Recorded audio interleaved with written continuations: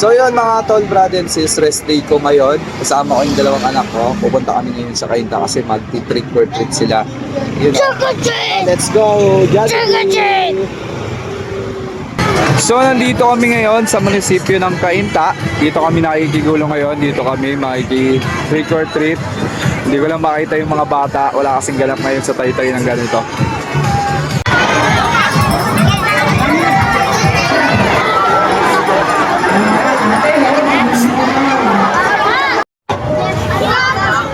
Dito unang pupunta sila Ate Shaoyo at Bunso kasama si Iya sa Cainta Fire Station.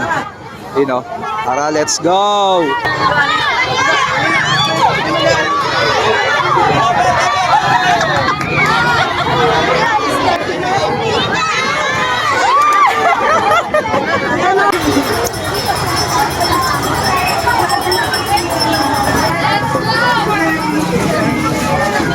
Thank you po.